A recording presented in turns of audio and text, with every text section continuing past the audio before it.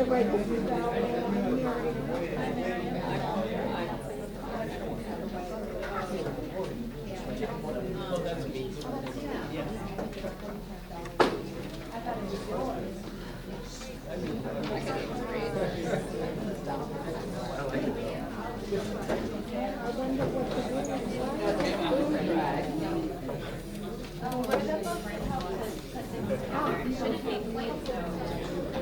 know, that's a lot. Oh, no, I wondered. Yeah.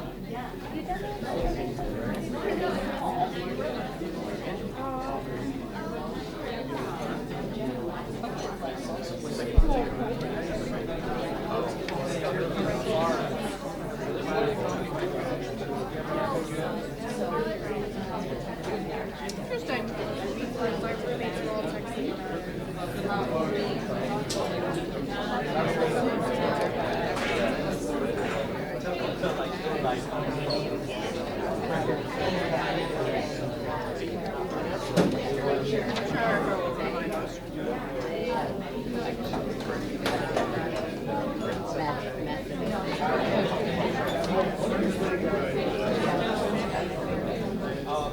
At first I was like, oh, that's way straight down. I'm like, oh no,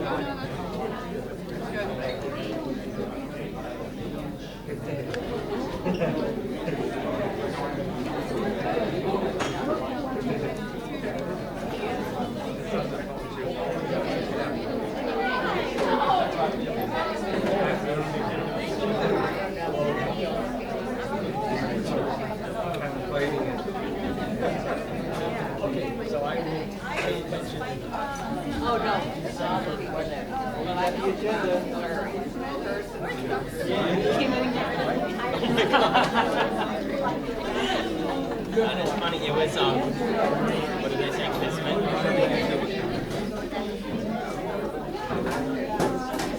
Hey, nice to meet you. We just met, so are you, do you live in the North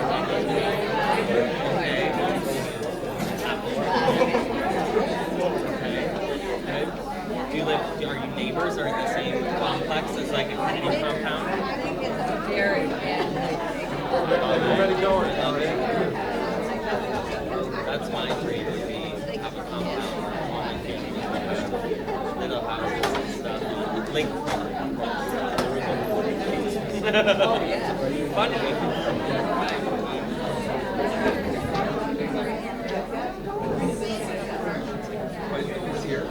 It's not a bad idea. We need to scale down my whole body. I couldn't have my 5-bathroom, 7-bathroom. That is really cool. I don't know.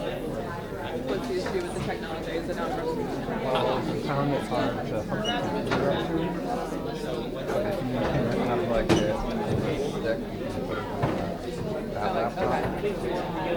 That's one of the biggest things. That's One one in of the what? things. Y'all know until you go to Texas. Yeah, I see. Yeah. Oh, I see. How far do I have to travel on the bus?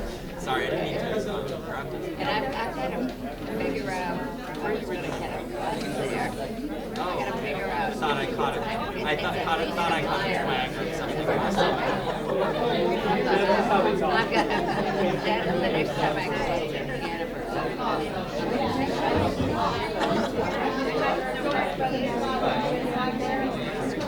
I'm originally from Boston. I moved there off not starting at weather. right in the winter. I go to We should really come on a more and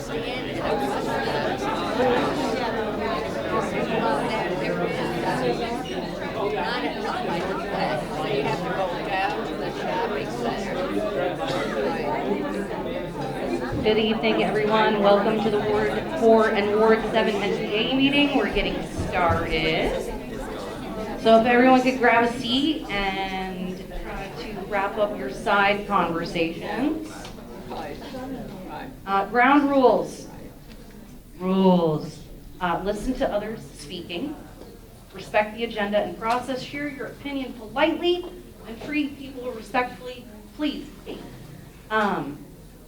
And now we're going to start with introductions. And everyone is going to have to be wicked patient tonight because we only have 2 functioning microphones. So we're going to start passing it around. I'm Erica Reddick, Ward 4 Steering Committee member. Jeff Clark, Ward 4 Steering Committee. Nancy Comstock, Ward 7. Lori O'Reilly. Ward 4. Jeff O'Donnell, Ward 4.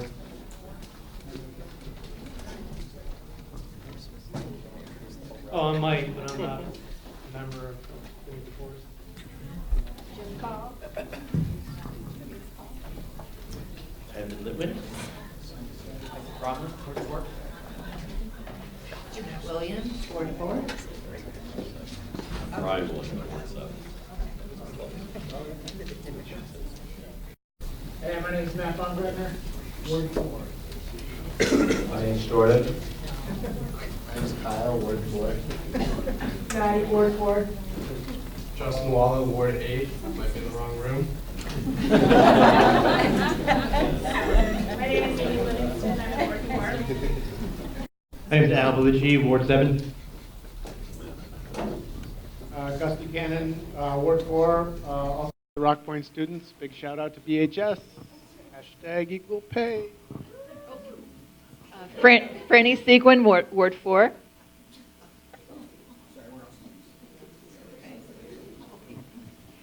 Monica Ivancic, Ward 7, School Commissioner.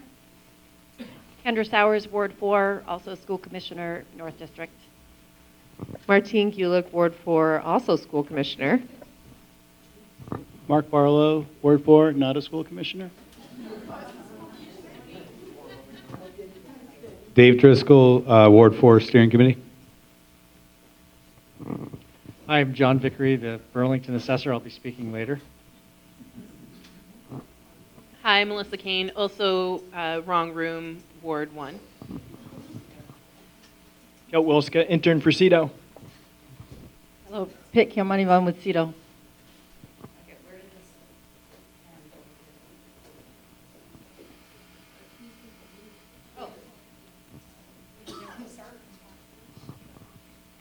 Sklar, Ward 4.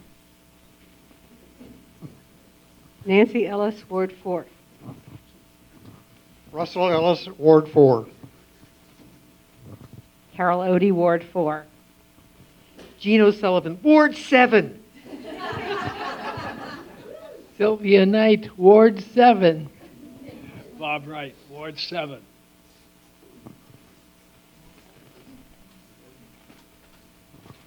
Dave Hartnett, Ward 4.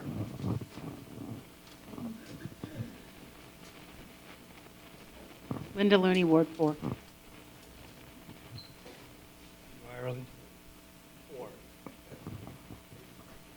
Is that everybody? Did we miss anyone? No? Okay. Now we would like to have our announcements section. Does anyone have any community announcements? And if everybody wouldn't mind waiting for the microphone tonight, I know it's hard because we just want to like get it out. I'm guilty of it too, but otherwise the people on the video cannot hear you. So, okay, announcement. Hello, I'm Amy Livingston. I'm from Ward 4, and I'm a volunteer with the newly formed community dinner that's been happening on the nights of the NPA meetings. It's right here in this room from 5:30 to 6:30. We had just had one tonight. We had over 80 people turn out, so it's been very successful. It's great food. It's a great opportunity to connect with your neighbors very informally. There's no program. It's just a lot of fun, and then you can stay for the meeting, which I see many people did. So that's great. So please join us next time. I think we're not quite sure yet when the November NPA meeting is going to be. It's the third week instead of the 20th? fourth week. It's Wednesday, I think it's the 20th. Yeah. Yes. So we will be here again serving up food, and we hope that you'll come and join us. Awesome. Thank you. Announcements. Do do do do do do do. Hi, Keenan Christensen and I have started a New North End book club, and we'd love you to come. We had our first meeting last week. We had about 20 people show up. We talked about where the crawdads sing, and someone brought a cake, and someone brought hush puppies, and it was really fun. We're going to meet on the 20th, which might have to change. It sounds like that's a busy week, but we're reading The Power by Naomi Alderman, and we'd love you all to come. It's really relaxed. You don't have to like sign up or anything. You just show up. Oh, very good question. Simple Roots Brewery in the shopping center. So you can, yeah, do that too. If we change the date, we will post it on Front Porch Forum. Yep. Awesome, thank you. Awesome. And in case folks didn't notice on their agenda, there's openings for steering committee members. What? You mean you could participate in this and help organize the meetings and pick stuff to talk about? It's very exciting. It's an excellent way to get involved in your community. And I think not to be competitive, which I am, wicked, but Ward 4, we're kind of killing it, Ward 7. So you need to step up your game a little bit. But, you know, that's just me. Moving on. Okay. Any other announcements before we move on? Because I need my timekeeper now. He can't be with the microphone anymore. Okay, awesome, thank you. All right, so we're good to start with community engagement with elected officials. Come on down. Did we decide?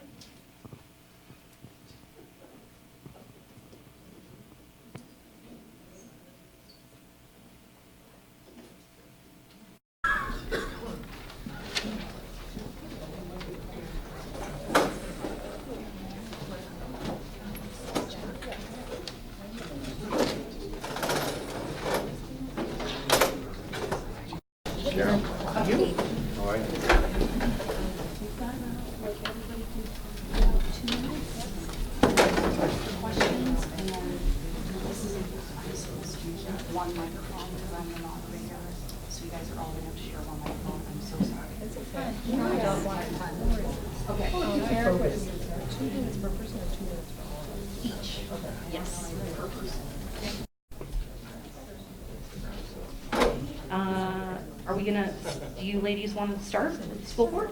Okay. Right. So if y'all would just introduce yourselves as you're talking and stuff and things. Cool. Hi there. My name is Monica Ivancic, and I'm the Ward 7 school commissioner. And I guess I'll do my little spiel right now. You know, we're off to an exciting start to the school year. I guess now the second month of school is pretty much over almost. And I wanted to talk about restorative practices in the district.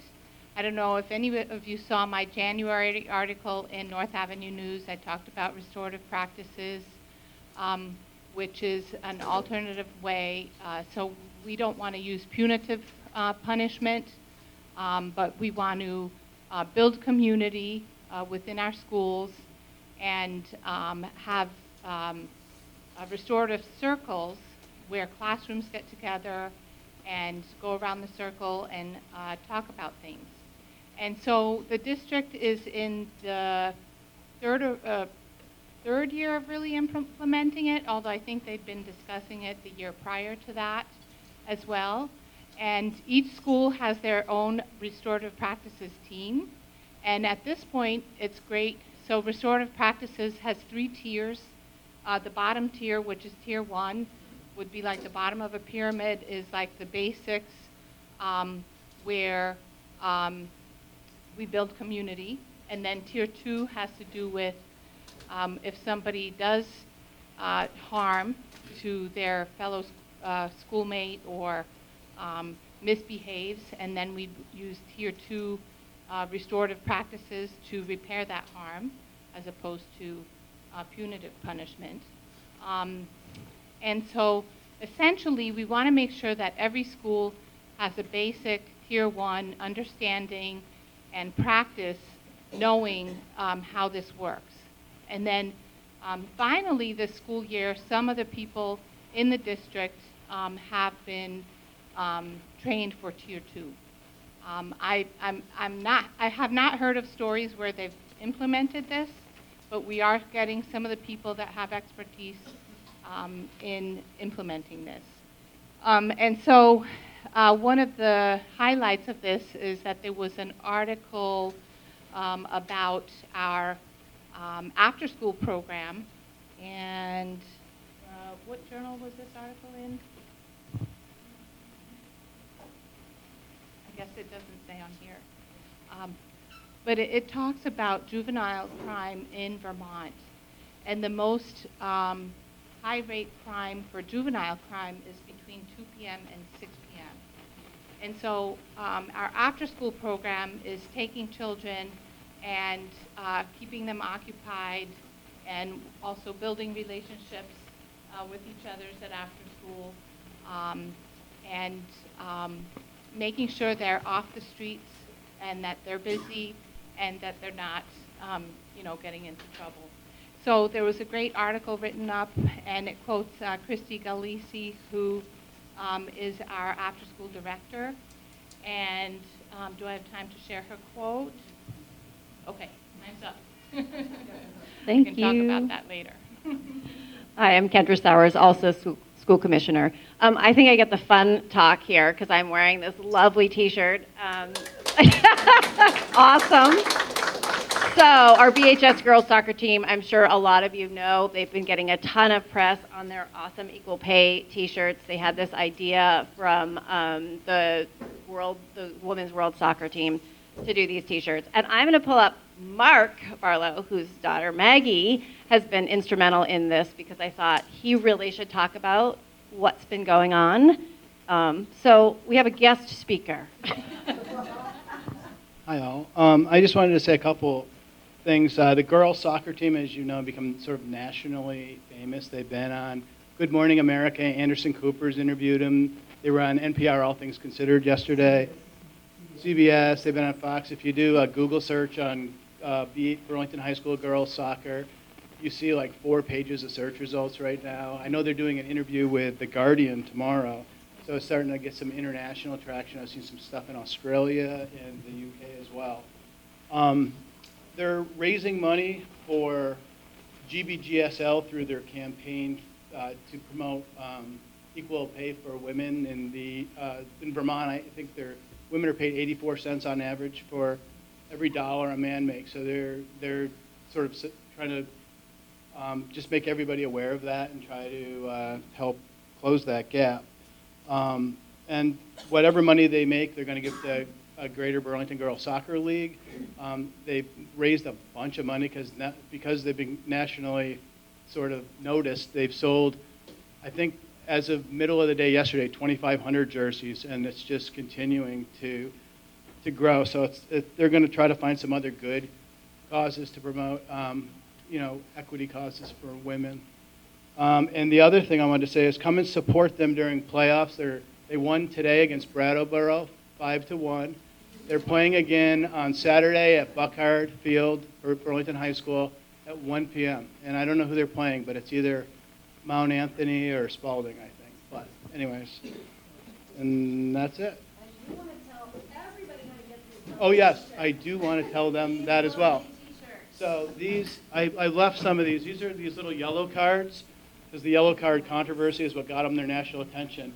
I left a stack of them on the back table, but if you go to equalpayjerseys.com, you can order a jersey yourself, and some of those are back there. I'm not kidding. $25 for women and $4 and 18 cents more for men? To close the wage gap. Anyway. I honestly don't have anything specific that I was going to talk about, so I can answer questions if anyone has any questions.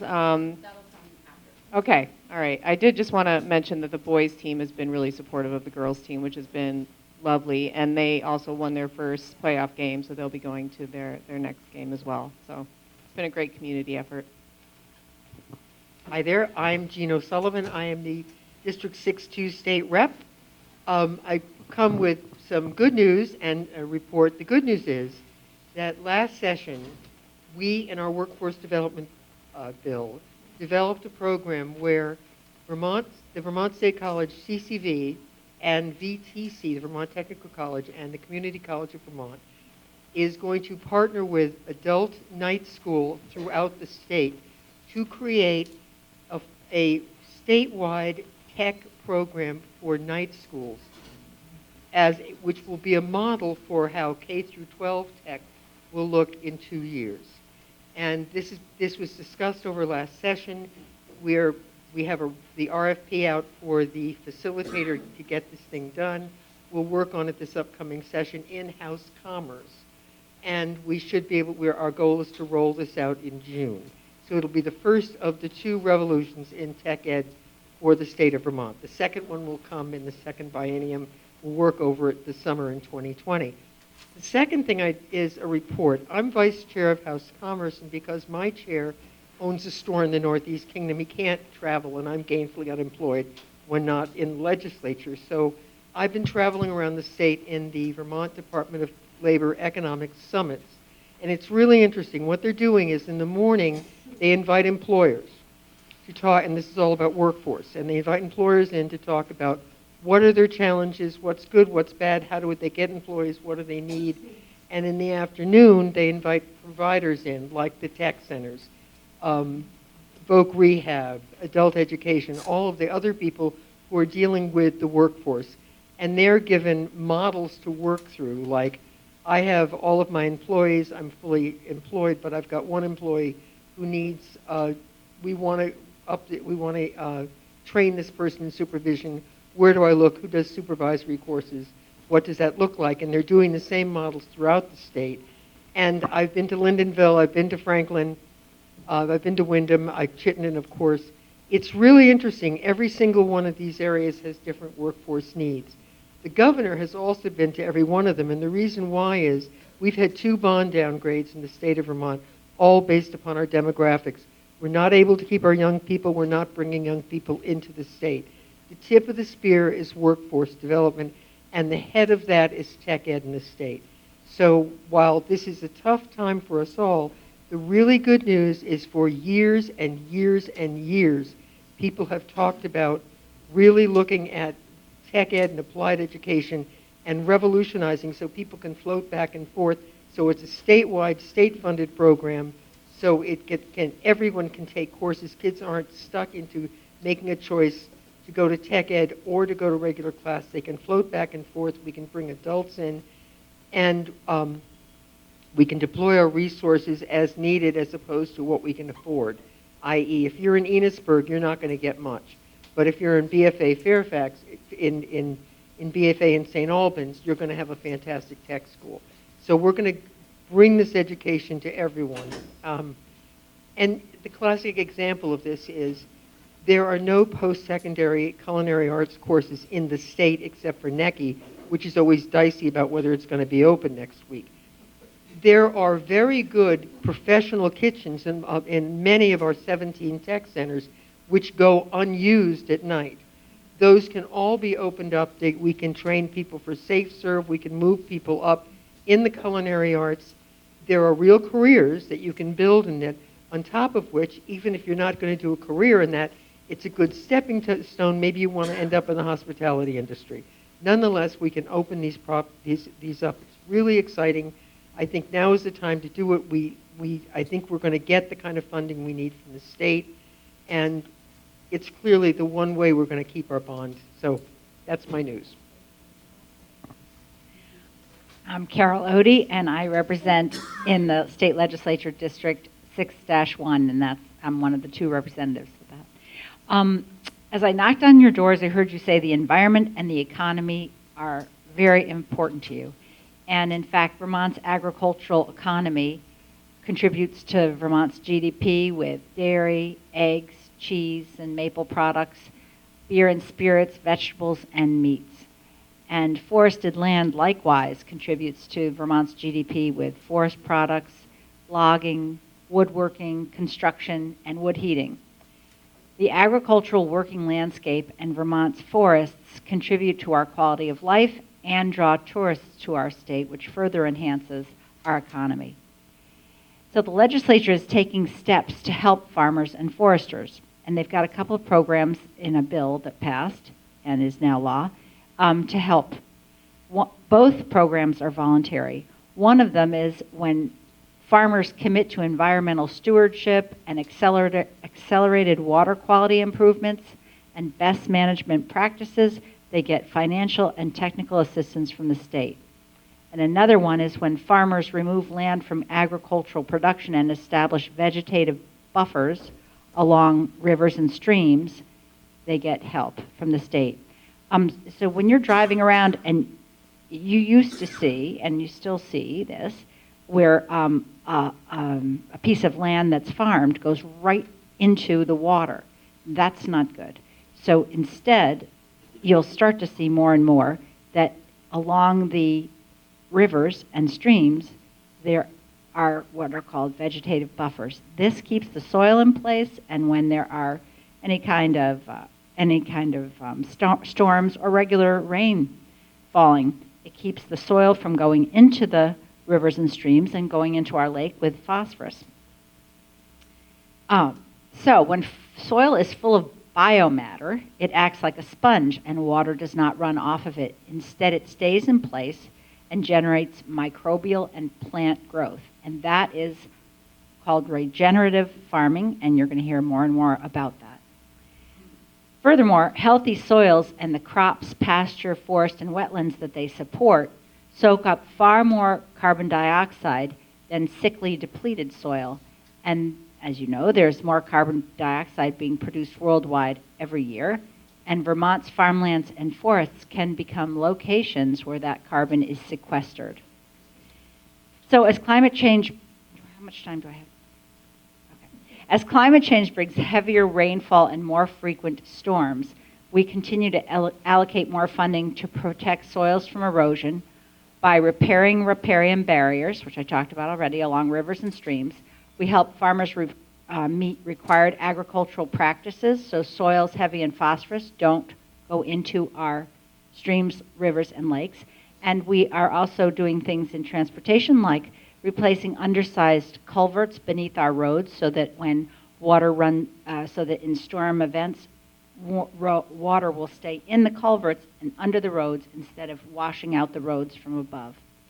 So as the legislature begins the new term in January, it's the new session, in January, the House Agricultural Committee will focus on incentivizing exceptional land stewardship. And that's my report. Thank you, Representative Odie. Thanks, everybody, for coming out tonight. And first, I want to thank also the Rock Point School. A little round of applause for the Rock Point School kids for being here tonight. Also, just want to congratulations again to the girls soccer team. And Joan Shannon sent me an email over the last few days asking me if it was okay for her to bring the T-shirts that you're wearing to the council, and that councilors would all don those before the council meeting. So that's going to happen, and I will be paying an extra $4.18 or whatever it is. So, Can you? So would you and there will be a resolution also honoring the team. So at the very beginning of the meeting. First, we're actually going to hear a song from the Ethan Allen residents. They're going to sing to us first. Then we're going to have the resolution for the girls soccer. So all kinds of good stuff going on at the council meeting. Please just make sure you introduce yourself so everyone Kurt on Wright, camera sorry, knows who's Kurt Wright, Ward 4 City Councilor. Also, I was asked by DPW Megan Moir to give an announcement that there's going to be a meeting at Contois, a public meeting / open house about water rates and affordability from 6 to 8 next Tuesday, October 29th. Refreshments and door prizes, so come on out to learn about that important issue. The bike path is continuing south now. We had the bike path repaired, widened, paused places, which is so great out here through the New North End. Starting downtown, now the work has begun on the south side. So I think that is a great project, and I'm really proud of the city making that back into a world-class bike path that had been neglected really for too long. It's one of the crown jewels of our city of Burlington. St. Paul Street, I know we all have heard about that over the last couple months. It was talked about the couple meetings back here. Many of us on the council and citizens, former Councilor Hartnett and many others, contacted the mayor's office and let him know that this was a disaster. They stood by it for a while, but finally they got the message, and they did make a change to the St. Paul Street, Maple Street intersection. We still have to see whether that change is going to be sufficient, but at least seems to be somewhat better. We need a little more time to see whether it's actually going to take care of that problem. And am I out of time? Well, the problem, yeah, it was impossible for bigger vehicles, emergency vehicles, buses, et cetera, or even larger vehicles to make the turn. It wasn't even easy with a car if it was busy traffic. But, so, am I done? Oh, geez, I'm sounding like Joe Biden up here, like giving my time away. We are also going to have an update on Burlington City Place at the City Council meeting on Monday night. And we believe they're actually going to give us an update this time. They came to the council a couple months ago and were supposed to give an update, and they talked for about 2 minutes and said, that's it. And my comment was, so you basically came here to give us an update without an update. So I don't think they'll make that mistake again. I think they got the message loud and clear. And I do expect, I've had some conversations, I expect to hear a full update this time and actually find out what the scaled back plan is. I have had some previews of it, so I'm actually much more hopeful. I think that what we hear on Monday will be good. Hi, and I apologize, I didn't introduce myself before. I'm Jen O'Donnell, Ward 4 Steering Committee member, and just want to open it up to folks for questions.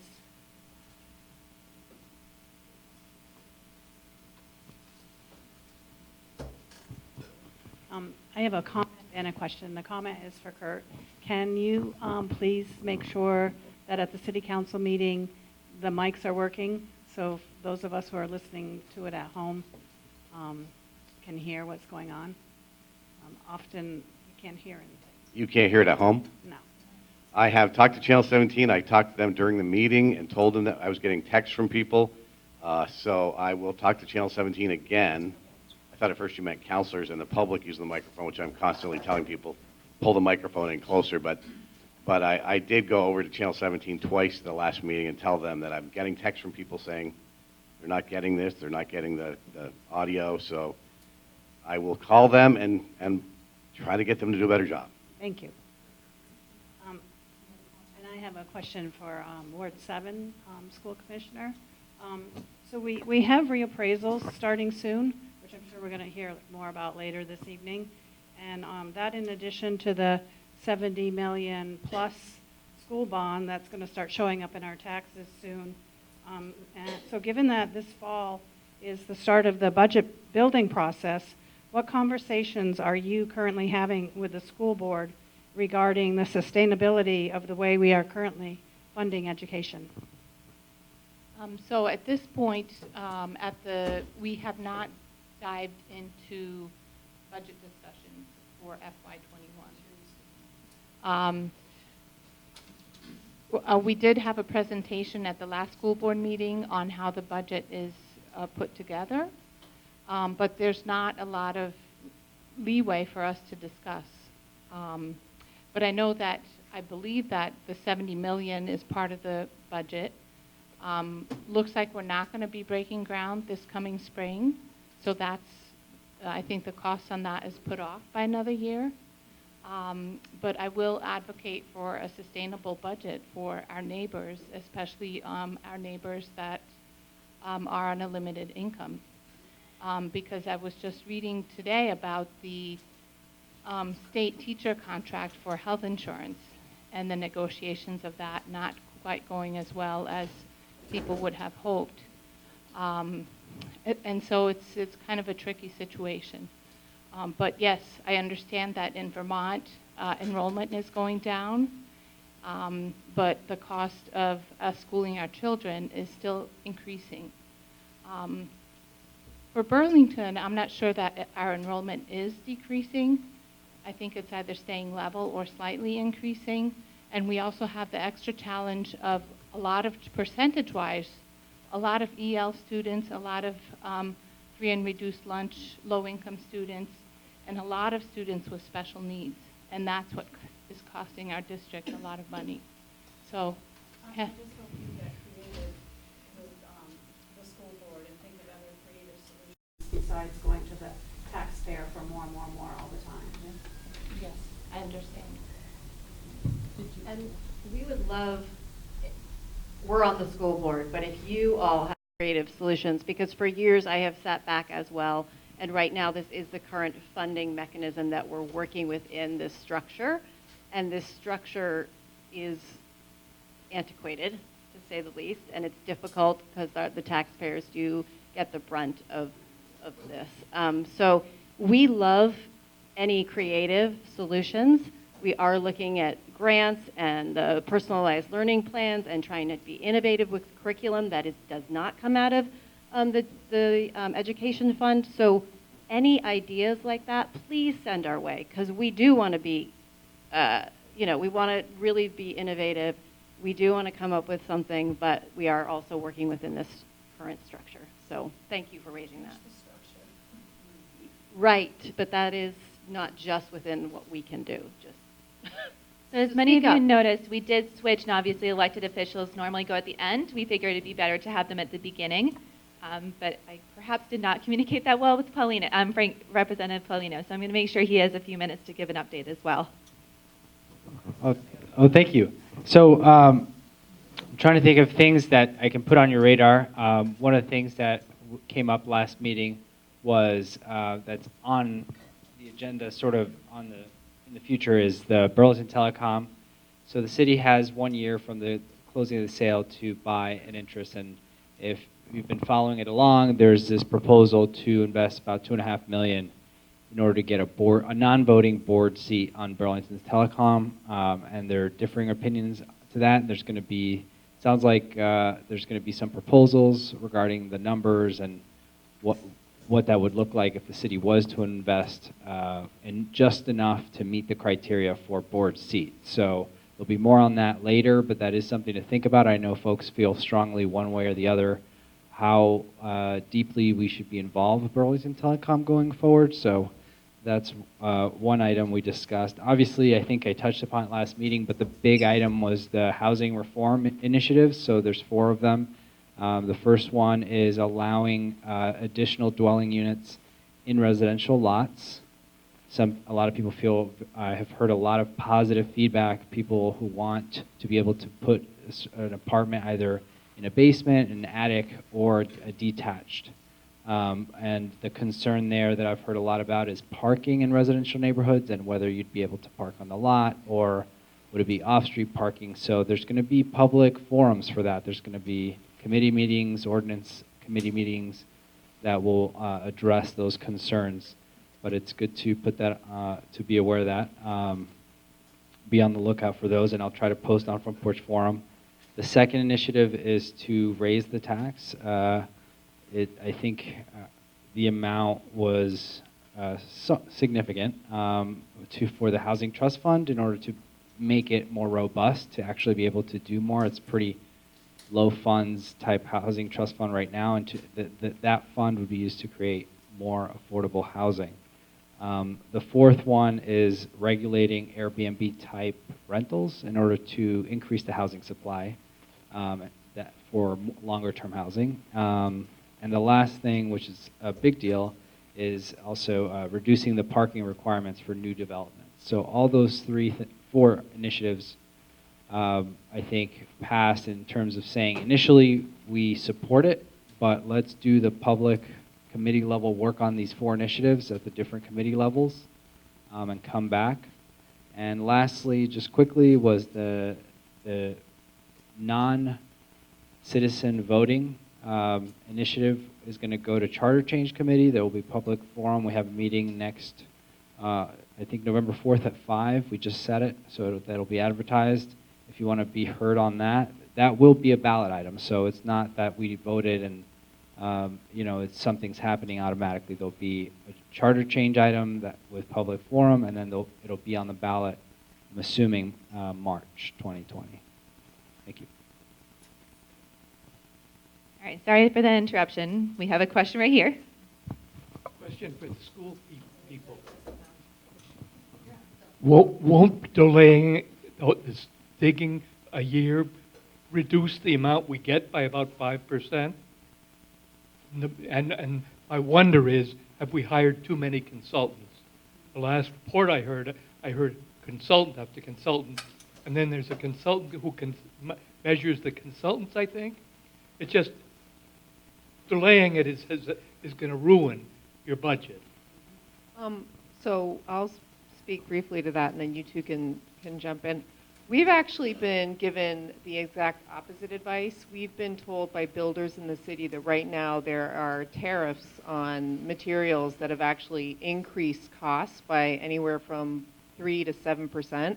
So they're actually saying, put the brakes on, take a deep breath, and wait until the costs go down again. And I'm not going to comment as to why those costs have gone up, but you know, it is what it is. And so, yeah, we've been given instructions to actually put the brakes on for the time being. So this actually may be a good thing in the end.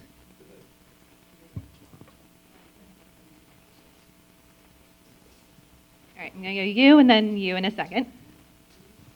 Thank you. This question is for our city councilors. I'm deeply, deeply concerned about the housing initiatives. As a homeowner and a landlord, the city and my tenants already have more rights to my personal property, my home, than I do. And you're talking about raising taxes again, which mine already went up $800 this year. Thank you very much. I didn't realize that didn't include the $70 million bond, so that is really disconcerting because that means it's going to go up even more. And it's to the point now where it's getting to the point where it's no longer feasible for us to keep this property in our family because the city just keeps taking more and more and more. And I am very confused about why the city believes that it has more rights and why my tenants have more rights to my personal property than I do, and also my money. The idea that you could raise the taxes and then you allowed a bond to go on to the ballot, and now you guys are talking about raising it again, and I'm very deeply concerned about that, and I would just make sure that you understand that any additional costs to owning that property are going to get passed on to my tenants, because I can't afford thousands and thousands and thousands of more dollars of taxes and regulations without passing it on. Otherwise, I will sell it, and it will get bought by an investor, which is exactly what people don't want. So, anyway, I talked a lot longer, but I just, can you, like, Hello. So I totally hear you, and I think Kurt and I actually see very closely that, you know, we're very sensitive to raising taxes. And just because we voted for those housing initiatives to be looked into at the committee level and to say we support, you know, increasing housing supply in Burlington, doesn't mean we said each of those 4 things we want to happen. I'm sure, if I haven't even asked Kurt, but I would imagine that one of the big problems is the tax increase for the Housing Trust Fund. Because I think if we're going to do that, we have to also be more accountable as to how we're going to then use that money, right? So I hear you. You know, it is something we deal with all the time, and we're always looking to crunch the numbers and to squeeze more out of the tax dollars that we have. We're very lucky. One of the reasons I oppose reinvesting in Burlington Telecom is because our infrastructure, our roads and sidewalks still, I anticipate having more of the similar winter, you know, freeze and thaws conditions that could create. So I'd rather have a cushion so we don't have to raise taxes to fix our roads and sidewalks. So I'd rather have that money go to that. That's my personal perspective. So those are the kinds of things that we try to think about to prevent more increases. Can we count on you guys to vote against all of these measures, which will inevitably... Hold on, Erica, sorry. Microphone for the... See, I told you I don't follow my own directions. I would like to count on the 2 of you to vote against all of the measures. I would like to call on the both of you to do that. I mean, in all seriousness, I went to the housing summit, and when I went around and I gave my opinions, one city employee went as far as to publicly try to shame me and then recruit other people to shame me at that meeting because I said, do not increase the taxes, and in fact, you should eliminate it because it's not charity to take money from poor people to give it to other poor people. And the person, one of the people was here tonight. So we're asked to just give you guys money with a blank check, and then we get treated like garbage when we try to say, hey, you guys are taking too much. I hear you, but I'm not going to make a commitment that I'm going to vote against all four tonight. I don't do that until I see what the proposals are when they come back. I voted for those to go to committee and to see what work is done on them. I made clear that I had concerns about those, so we will see what comes back. I don't think it's prudent for me to sit here and say I promise to vote against them until I see what the final proposals are. I'm sympathetic to what you say. I think that we on the council and in general should be very sympathetic to the tax issue. I think we should look at that on every single thing we do. In terms of the $70 million bond, voters voted for that. They voted overwhelmingly for it. They voted overwhelmingly for it across the city. Eric, I think that this is... I just want to make sure that we're using the microphone and also recognizing there are some other questions as Yes. well. Sorry to cut it short. Let me just finish my point Absolutely. on Burlington Telecom. I actually sponsored, because Franklin mentioned that, I actually sponsored a resolution to make clear that we want to get all the information on Burlington Telecom before we make a final decision on that one too as to whether we should invest or not, because right now we're getting about $6 or $7 million back out of $17 million. It's widely believed that we got in that early. We took a hit early when it was overbuilt, but now the company is actually taking off. It's made $5 million in the clear last year. They are almost ready to finish the build out in Burlington and perhaps move on to other communities. When they start moving on to other communities, there's potential that they're going to do really well. So we have to be, I'm not saying what my final vote will be, but I want to get all the information on that, make sure we know what the possibilities are in regard to dividends, et cetera, for the city, because we could be missing the boat if that thing really takes off. Let's remember, there was a bidding, we call it a bidding war, but there was a bidding process where a number of companies bid tens of millions of dollars because they believed that Burlington Telecom was a valuable asset and a valuable investment. So I think it's really important, council, to do our due diligence, and before we make any decision about that, and make sure we do what's best for the taxpayers of Burlington.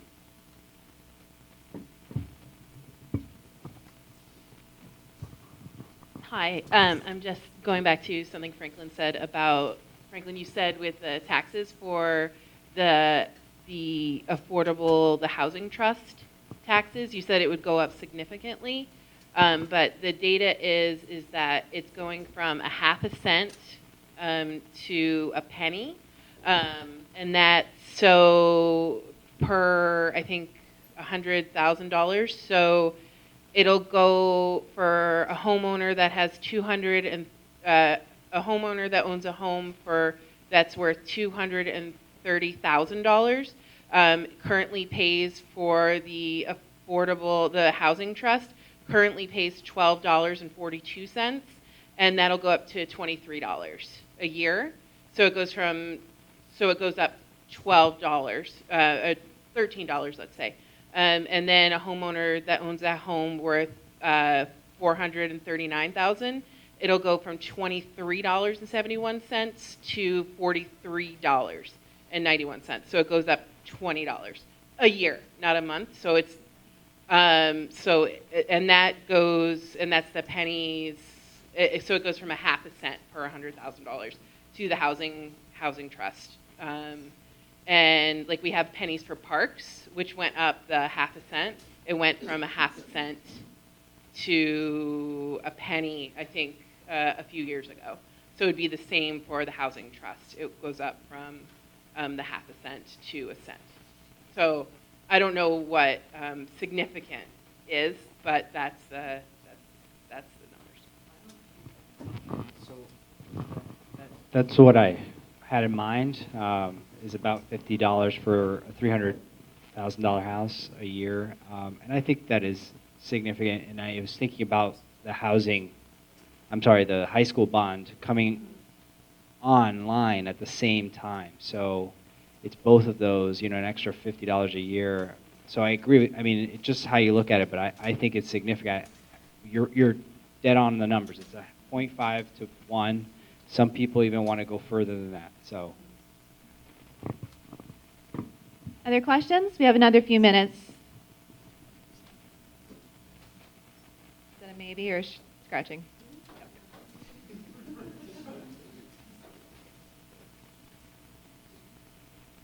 All right, thank you very much. Thank you to all of you for coming, and I'm sure we'll be continuing these conversations later.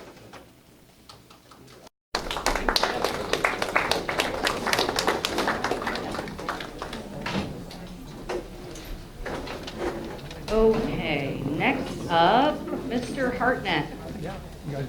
Where is he hiding? Ah, yes.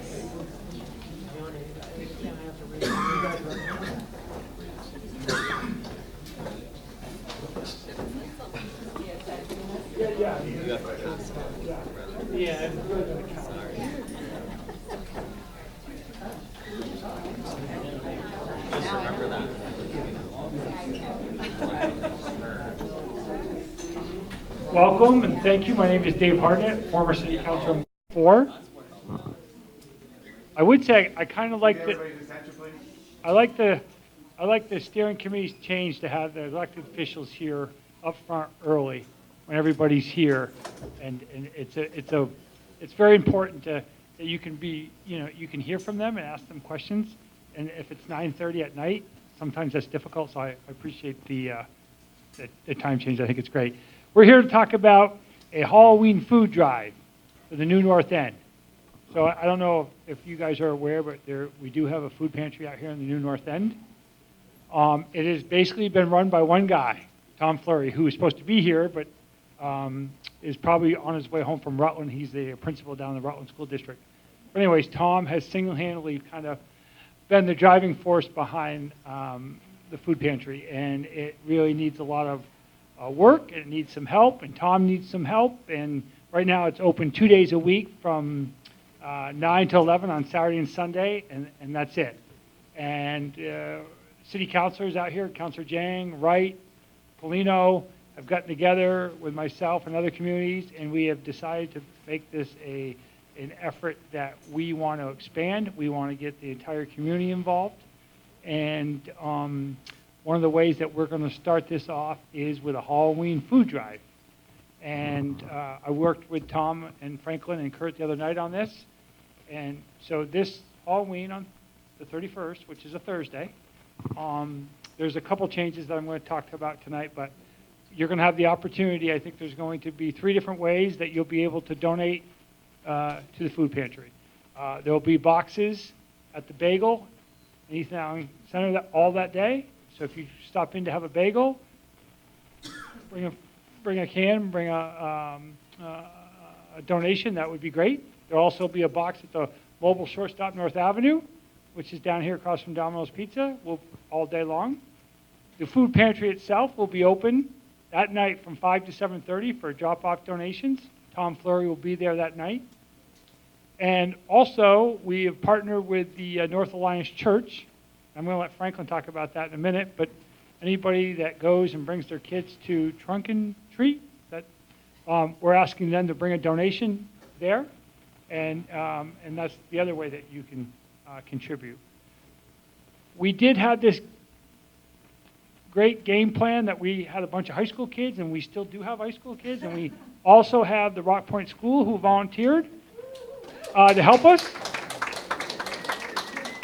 And the thought was that we were going to have a drive that night, and we'd go into neighborhoods with these kids, and you could be able to leave it on your porches and get it picked up.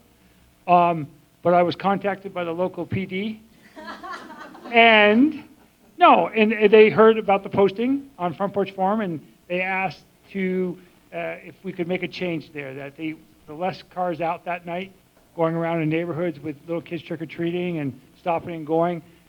They just said, could we come up with a different format for that? And so that's when we changed it to the drop-offs at the mobile and the bagel, okay? But we are going to, you're not off the hook, Rock Point. we are going to have a food drive on a Saturday during the day, and we're going to be out in neighborhoods, and we will be contacting you. So we'll get you involved. But anyways, it's something that we are passionate about. There is a need, a great need for this out here in our community, and we think it's important that we all get involved and try to make a difference. So that's what I have to say. I'm going to turn it over to Franklin, and then there's some questions if there is. That would be great. But if Franklin or Kurt would like to say anything, that'd be great. So Erica will be at Trunk or Treat at the North Avenue Alliance Church from 5:30 to 7:30, and I will be there as well. There'll be a sign. You'll see it. I'll try to put it by the entrance somewhere where you can drop off if you're just driving by. And so any nutrient dense shelf-stable items, soups, cans, cereal. We asked Tom, he gets a lot of requests for cereal, mayonnaise, peanut butter, nuts, and things like that. So we did put out a box in the back, and I'll try to do that more often for the NPAs as well. We will have weekly updates on Front Porch Forum on some needs that we might not think of outside the box that people could be looking for. That we always have the standard cans of corn and the beans and the soup, and that's all great stuff. But there's some things that Tom went over with us the other night that they're in great need of that we might not realize that, oh, geez, I never thought of that. For example, pet food, right? And that's for their pets and their animals at their house, and I never had thought of that. And so we will be posting, certainly within the next week, suggestions that you might be able to donate. But this is just the beginning. You'll be getting at least weekly updates on how we can contribute and make the food pantry a better place for all of us here in the New North End. I think we have some questions out here, if that's okay. You mentioned boxes being somewhere. Wait, is this sounding? You're on. On a Saturday. Which Saturday are we talking about? Will that be in the Front Porch Forum? It will be, but the food pantry is open every Saturday and Sunday from 9 to 11. This particular drive that we're putting on we're calling it the Halloween drive, so this is going to be on Halloween Day, okay? Yeah, and I won't be around then. Okay, but you can certainly make a donation at the pantry on Saturday and Sunday, okay? And drop off anytime between 9 and 11 if you're not around that day. And those hours are every weekend. They're open from 9 to 11. And Tom Fleury's there every weekend from 9 to 11. Thank you. I'd just like to remind you to include in your list health food items that are needed. I'll give you all sorts. That's a great point. I'll give you an example because if you were here for the dinner, I also made the same announcement. After the dinner, this young woman came up to me, and she's a dietitian and nutrition specialist. And she said to me, I would love to host a class at the food pantry and really kind of do an education piece on, because really, if you think about it, sometimes it's very expensive to eat healthy, okay? And there's some great shortcuts and some great thoughts about how we could do it differently. And she's willing to put classes on like that. So those are just some of the thoughts. I'm not talking about food. I'm talking about things like sanitary napkins for women. Sure, and I absolutely. I was just going on the fact that things outside the box that we wouldn't normally think of. Absolutely, that was talked about as well. And so that conversation is going to be had, and we're really going to try to bring some of these ideas to the community and get the word out there. But yes. Are you talking about the bagel break? Yes. And the shopping center? Yes. That's in the morning. You can drive. All day long. He's open till 5 o'clock. That's what I wanted to know. And the mobile shortstop is open from 6 in the morning till 10. Right. Question. Can I just, this is a suggestion. I understand the Burlington Police Department didn't want the extra cars out on the road with kids trick-or-treating, but can you have all the support from the Rock Point kids and the BHS kids? I'd be happy to spend my Saturday, the next morning, picking up. So if you could communicate it out, hey, leave it outside your door, it'll be picked up in the morning. Still ties into the Halloween drive and makes it easy for everybody to contribute. It might be a lot of neighborhood to cover, but I think it's a great suggestion, and I think, as we mentioned already on Front Porch Forum, to leave it out, that there would be kids picking up. So maybe we won't make that change, and they will leave it out, and we'll remind people, if it's still there on Friday, please leave it there. They'll be coming around to picking up on Friday or Saturday, or we can talk to figure out what day would be best. Saturday? And thank you guys for stepping up and tackling this. Any other questions?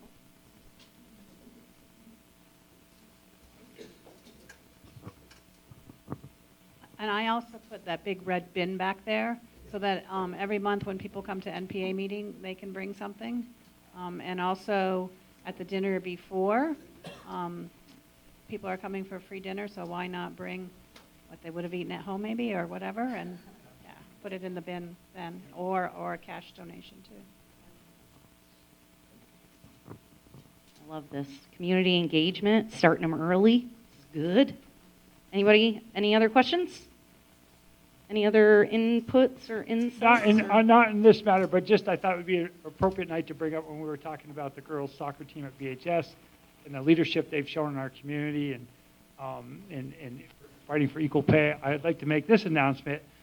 Anybody here that has a young daughter playing girls softball, after years of fighting out here in the New North End, we will have a girls softball field out here at Schiffoletti Park, and we will skin the infield.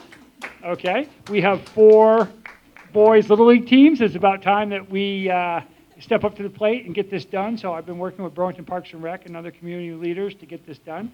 That will happen either this fall or next spring, but there will be a girls softball field out here, and they'll be able to host their tournaments here and be on equal footing with the boys, which they should have been a long time ago. We've been fighting for a long time, and we're going to get this done. So I'll make that announcement on that theme tonight. Thank you.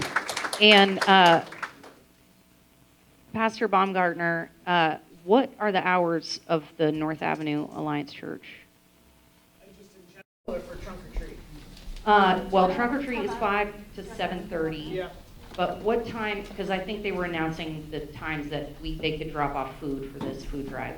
And we just found out about it just now. So, no, so it's totally fine. We're good with it. But what is it, like 10 to 3 or something? 9 to 3 generally. The schedule's been a little wonky the last couple weeks, but generally 9 to 3, Monday through Friday. Okay, so 9 to 3, you can drop off at North Avenue Alliance Church or at the trunk or treat. You can drop it off at the short stop. When? All day Thursday. 6 to 10. And then at, what was the bagels time? They close at 5. 5. 6 to 5. All right, awesome. And we are going to have a pickup. Right. We'll have a pickup. And again, there'll be updates on Front Porch Forum in the next week, just to make sure everything is clear.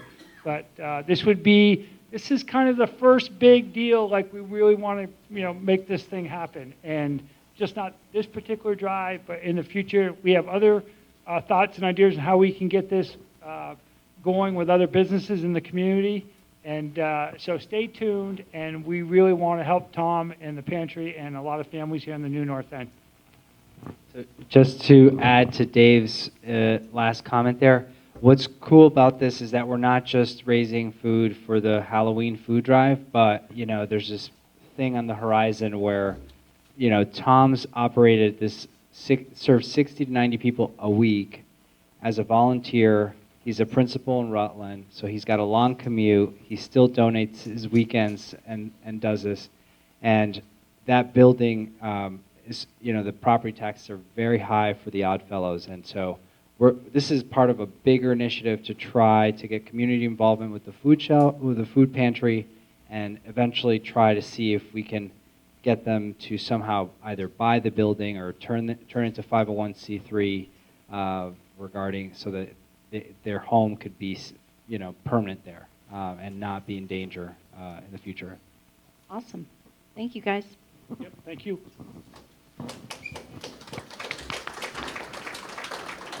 And next we have Pastor Matt from North Avenue Alliance Church.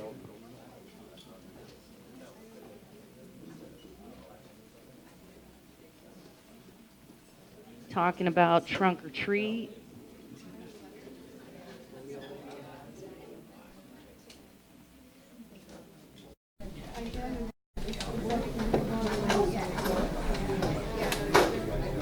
Yeah, thanks for having me, everyone. Do you want me to sit or stand, or does it not matter? I'm going to stand because I'm used to standing. Cool. You got me framed up. Hope I look good. Hey, my name is Matt Baumgartner. I am the campus pastor at North Avenue Alliance Church. I'll explain what that means in a minute. So thanks for having me tonight. I see this as a great opportunity to come and talk to you about a faith community that's right in our neighborhood, sort of at the entrance to the new North End there, right at the end of the, whatever you call that, the belt line there. I'm new to the area, so not quite sure on all the terminology. How many of you have seen that sign we put up that says under new management, right? Yeah. How many of you have driven by that and been like, what the heck does that even mean? Yeah. So let me explain that. The reality is North Avenue Alliance Church that you've probably driven by hundreds, thousands of times and maybe not even noticed it or given it a second thought in years and years and years. And that sort of breaks my heart, right? Because that just indicates the type of job we're doing as a church. So I'm glad to hear you've seen that sign, you've thought about it, because we're stepping into a new day, sort of a new moment at North Avenue Alliance Church. And I want to tell you about that a little bit today and then tell you about our trunk or treat event. So just a little bit of brief history to where we're at now and what this under new management sign means is North Avenue Alliance Church 30 years ago used to be pretty booming.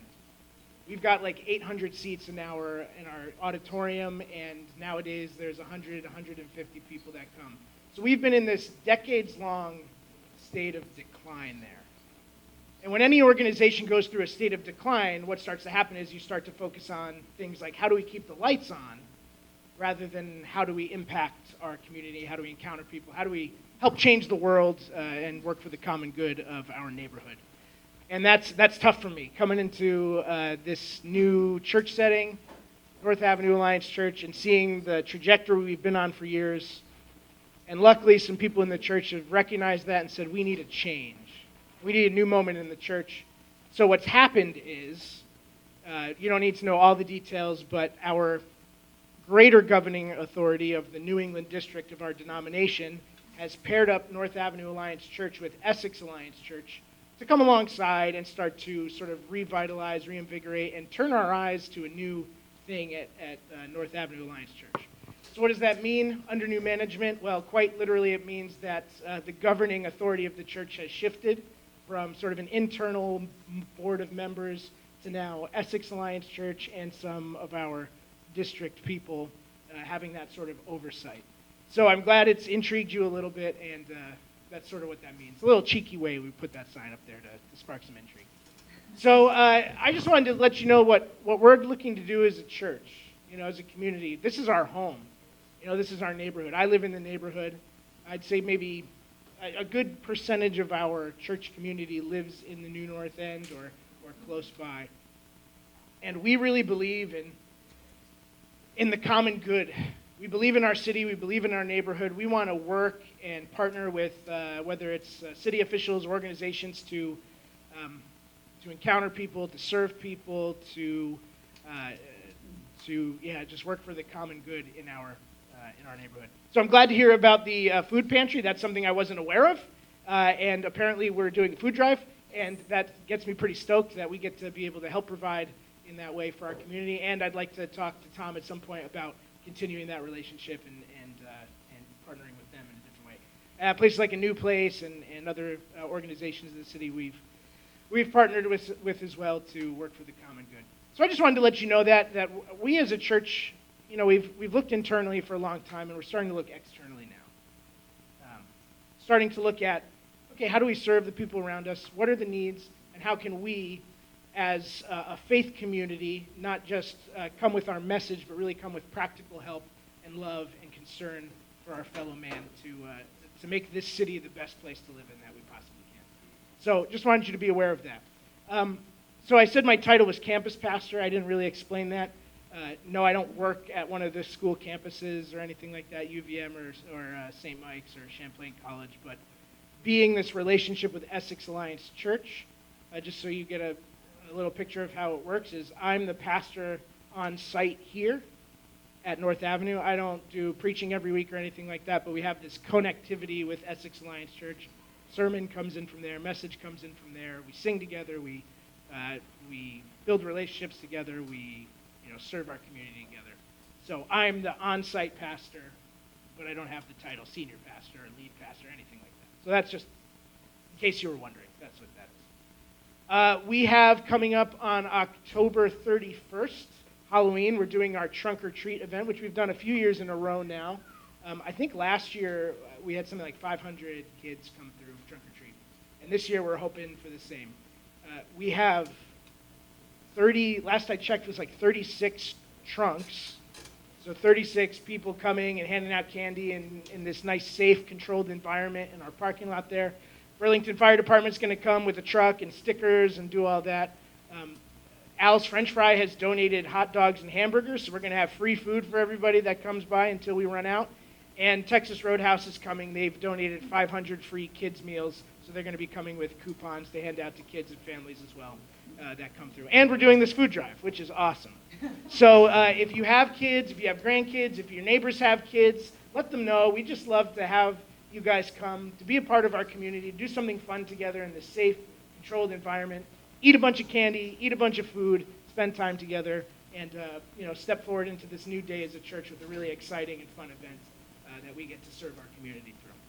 So, I don't think I need a whole 15 minutes to talk, but just wanted the opportunity to come and say hi to you guys. Eric invited me a few weeks ago.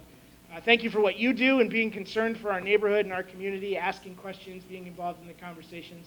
And I hope is that we, as a church, as we begin to walk forward with this community, with our neighborhood that we've been in for a long time, that we can engage in new ways and really work together for the benefit of our neighbors and our friends here in the New North End. So, thanks.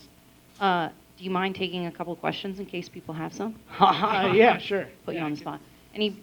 Does anybody have any questions about trunk or treat, or can regular people donate candy, or Yeah, what's the so rule with that? how we do trunk or treat is just so we don't get any grandma made a bunch of cookies or things like that, homemade things that you don't really know about, is we actually take candy donations ahead of time from our congregants and from Essex Alliance as well, and then we sort of redistribute those among the trunks.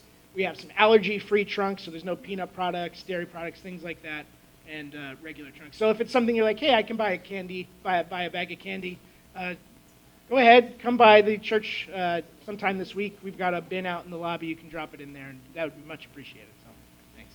And I think you guys had said, most of the kids come from this neighborhood, right? That go to the trunk or treat? Yeah, New North End, Old North End. Most of them walk, kids and families. We had a lot of walkers last year. So most of our parking lot's going to be trunks handing out candy. Don't have a lot of space for other parking, around back we do, but yeah, most of those that come are walkers. Yeah. Costumes and age range. Yeah, I don't think we've set an age range, and costumes, yeah, wear a costume, just as long as it's not weird, or not creepy. I should say. Weirder than the cheeky message? Weirder than the cheeky message. You can be a little weirder than the cheeky message. Yeah, I give you permission for that. Yeah. No, yeah, we're trying not to be scary and spooky and frightening. A little goof, but we want to make it really a fun, safe environment for kids, young kids especially. But no age range we've set on it. All right. Cool. Thank you all. Thank you, Pastor Brent.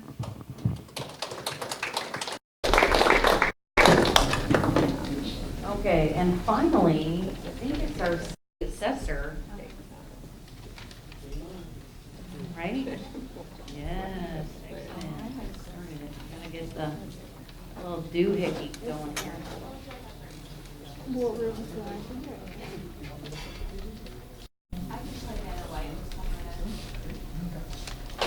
always have trouble changing the source. Who knows how to change it?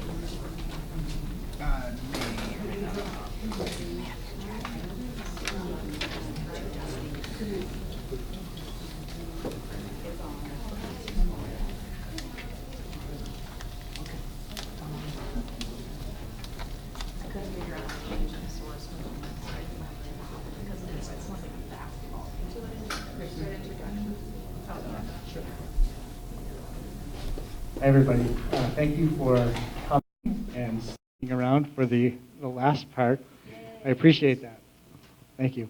We did prepare a short PowerPoint presentation But first off, I'll introduce myself. I'm John Vickery. I'm the Burlington assessor, and I'm in my 18th year with the city of Burlington as the city assessor, and I was there at the last reappraisal. And so here we are embarking on another reappraisal. And let me know if you can't hear me. I'm going to keep the mic close to my mouth. Yes, I know. That's your best friend. This is my best friend right now. So we are, oh, there we go. Thank you. As you can see, the goal is taxation equity. That's our goal. It's been since 2005, effective 2006, since the last reappraisal. So that was over 13 years ago.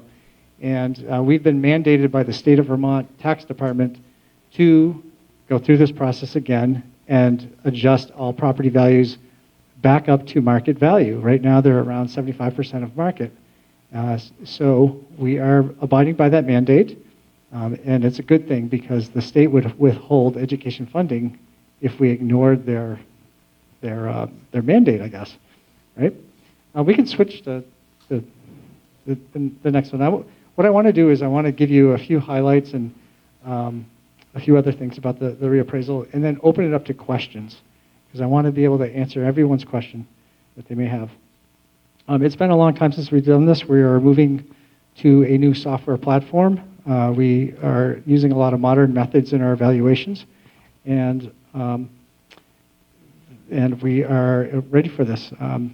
The market has changed over the last 13 years. Mostly, it has improved with most all property types, but not at the same rate. So right now, where there's inequities among property types and among locations, and so we want to straighten that out. You can switch the thing if you like. The timeline is important. By the way, all of this information you would be able to find on our website, and then some. But the timeline is we are in the process of conducting this reappraisal with the Tyler Technologies company. They did the last reappraisal. They are a publicly traded, very large company, but they have a reappraisal division. A team of appraisers will be on site over the next 2 years with us, and our office gets deeply involved in the analysis and readjustment of property values. Important dates that you want to know is that this reappraisal is another 1.5 years before it'll affect your property value. And we want the public to be involved. We recently sent out a data mailer, as we're calling it, where we introduced ourselves and stated that we're doing a citywide revaluation and all properties will be adjusted, and that we hired this company, Tyler Technologies. And on the second page, we imported the property data of property owners' information, and we want folks to get involved and help us out making corrections to the property data. If you had no issues with your property and everything was correct, well, that's wonderful. But our goal is to make sure that the data is correct. So that's one part that you can get involved. Another part is in January of 2021, we will be having informal property appeal hearings. And that'll be the opportunity for all property owners to come and visit and review their valuation as well as their own property. And I encourage people to do that because we want accuracy, we want fairness. That is our goal. And of course, this will take effect as of July 2021 on your tax bills. I guess you information about where you can go to get more information. So I hope that you guys have some questions for me. I will answer all the questions I possibly can. Jean, would you like a microphone?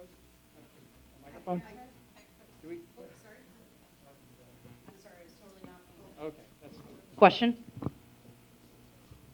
Thank you, John. So you talked about inequities. How does the new North End rank in terms of current appraisals versus the rest? What are we going to look at? What does it look like? Are we up, down, or where? So the reappraisal all values have increased over the past 13 years. That's a fact, by and large. I mean, maybe there's a few properties that haven't, but mostly all properties have appreciated just because of market demand. And so we're going to correct that problem, but at different rates. And the new North End compared to, say, the South End, the South End had bigger appreciation. So they're going to see larger adjustments with their property values, and the new North End will see smaller adjustment overall. And it's not an indexing. We're not adjusting just by index, but we are going to be recalibrating properties to property values and so forth. Those are two extreme examples. Different property types have appreciated at different rates as well. Overall, everybody is within 5 to 10% of where they belong. So it'll be quite uniform, unlike the 1984 reappraisal. I think that had some big changes. I wasn't around then. In the last reappraisal, too, we had a few types of properties that had big changes. Two quick questions. One, when you talk about homeowners being involved in the process and filling out that form and stuff, can you give me a brief example of what adjustment might that be? So let's say I put a new roof on my house. Is that going to change the value? Or is it talking about expanding to have a garage that's enclosed? Like, if nothing on the exterior, the footprint, or anything of that changed, is that what might be an example of that? That's my first one. So our job is to appraise properties based on the added value that is added if there is an improvement to the property. When you put on a new roof, that improves your property, but typically for an assessment, unless the roof was very old and that was in our records, we would not adjust the value. Mostly it's on the bigger items. If you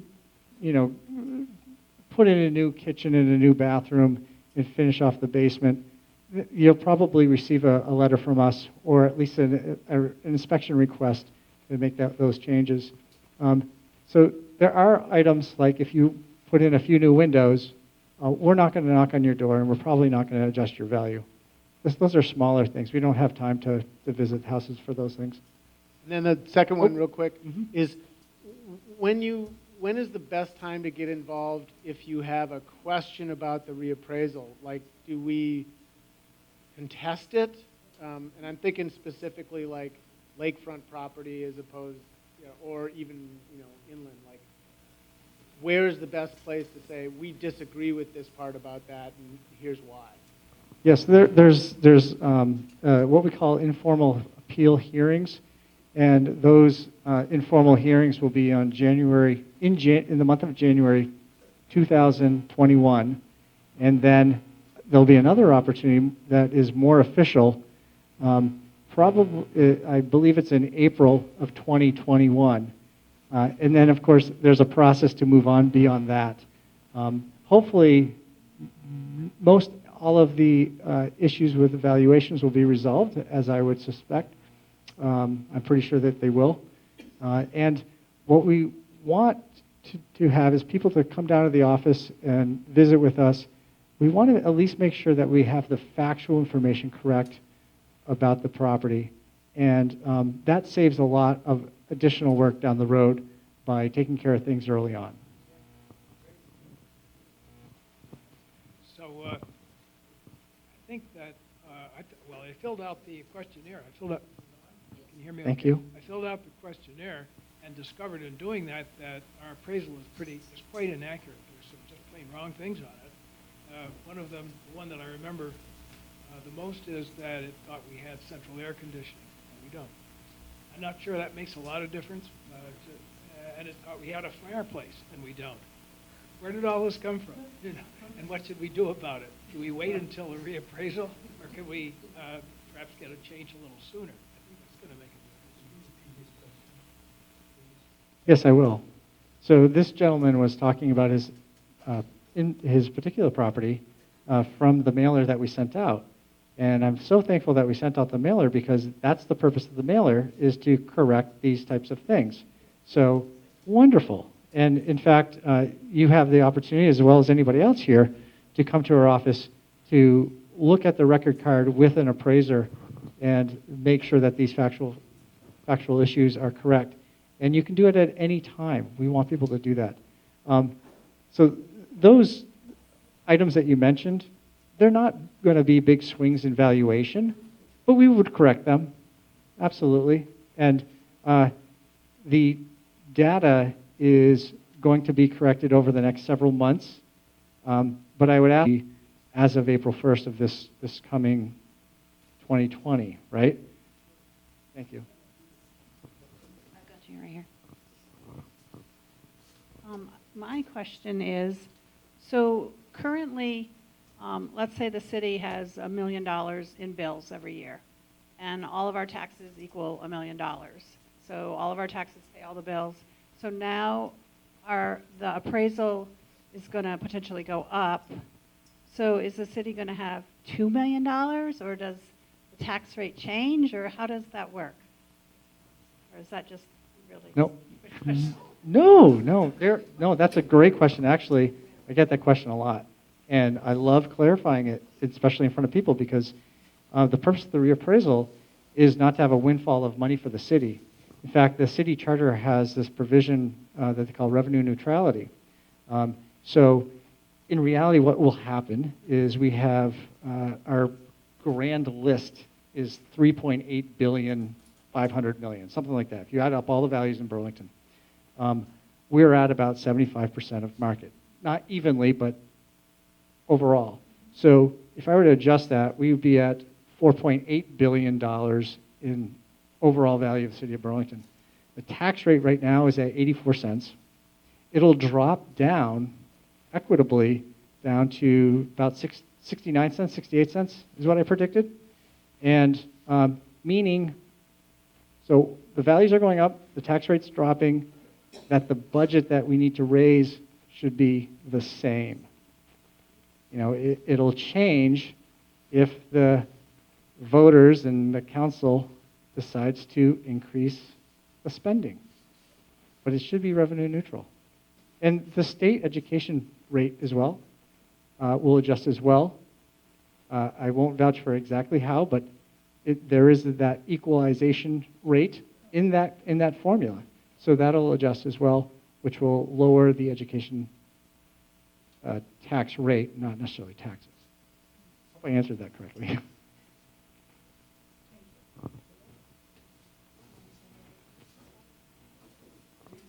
I'm somewhat informal. I'm not always a big PowerPoint person, but. How is our tax rate versus other cities in Chittenden County? And are you speaking with all of the institutions in Vermont, in Burlington, that don't pay taxes or pay taxes in lieu about their property values? You know, that's, let me start off with the second part of that question, okay? As my role as the city assessor, I value properties. That's my primary role. It's not necessarily to get involved in asking our institutions to what we call pilot programs, payment in lieu of taxes or payment for services. Although sometimes they initially come to me, and then I direct them to the treasurer's office and the mayor's office and so forth, and they try to work out those numbers with the legal counsel. That's how those things work out. And then if there's an agreement, then I do have to do the work to make sure that they're abiding by the agreement. The first part of that question was? Our taxes versus cities in Chittenden County. I don't know. I haven't looked recently. I used to work in Williston and South Burlington. And I remember Williston's taxes being quite low. I think they have a voluntary fire department, and that was one reason. And they also had a ton of growth. But that was 25 years ago. I've been in this business for a long time. I can't answer that question. I don't know. I haven't compared. I imagine that Burlington's right up there. Did I just say that? I think I did.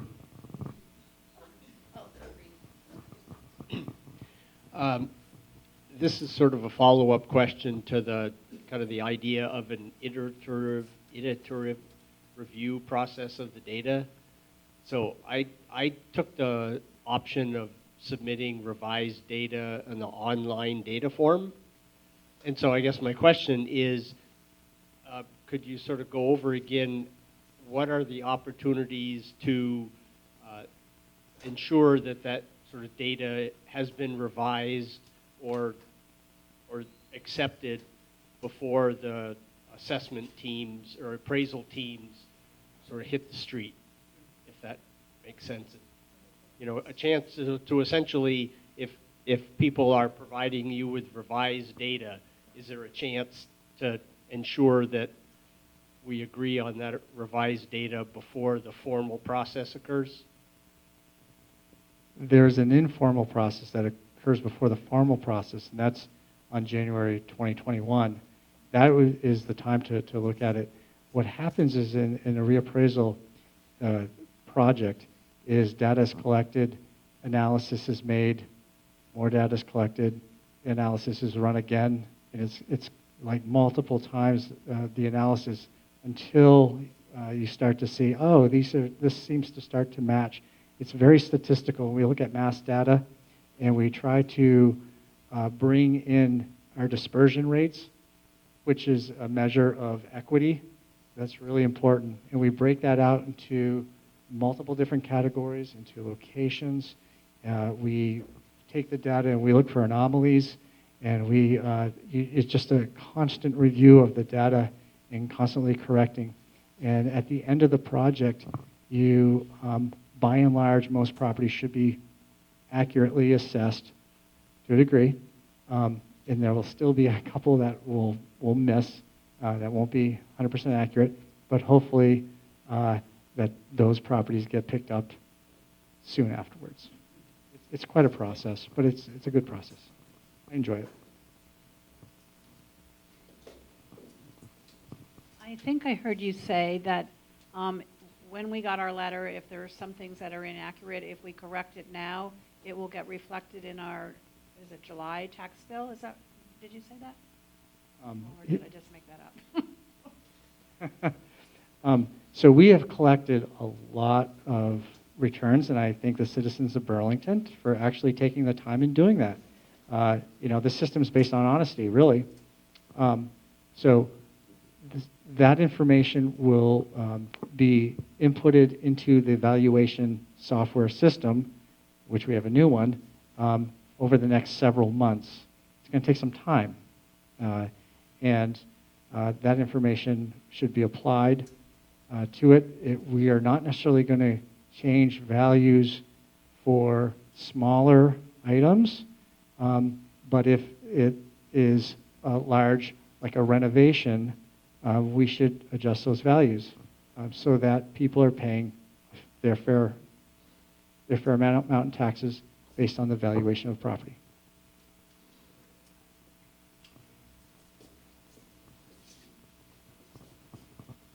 What can we expect from the appraiser when he knocks on our door? I'm going to jump ahead, and I'm going to actually say that when someone knocks on your door and they say they're from the reappraisal company, they should have an ID. They've had a background check. They are appraisers that have taken courses and have been in the business. This is a little bit different than last reappraisal. Last reappraisal, we hired a lot of data collectors. This time, we're bringing in appraisers, but fewer of them. So fewer houses are going to have visits, and fewer properties are going to have visits. We're going to do a lot of the work at our desk through systems analysis and so forth. If someone comes to the door, there's no mandate that you're required to have them walk through your house. However, you know, we want to get the data correct, and they're not going to be pushy. They're going to be very polite, or we'll kick them off the project, quite frankly. Because they work for another company, and we have the right to say, move this person to another project. South Burlington's going through a reappraisal, so maybe we'll move them over there. You know, we'll see. I'm not sure if I answered your question. So what they're going to do is what I do, is they want to make sure the measurements on the outside are correct. They want to they should have a process. What I typically do is I start in the basement, and I work my way up through the house. That's the best way to do it. I try to be consistent. That way I'm collecting the same data in the same way, sort of a mental memory. And I hope that they're trained in that way. Everyone's trained in slightly different ways, but they're going to get the factual information correct, and they might make some judgments on the quality and the condition of the home. Okay, we had a lot of questions, so I want to make I'm not trying to skip everyone. I just want to make sure I catch everyone.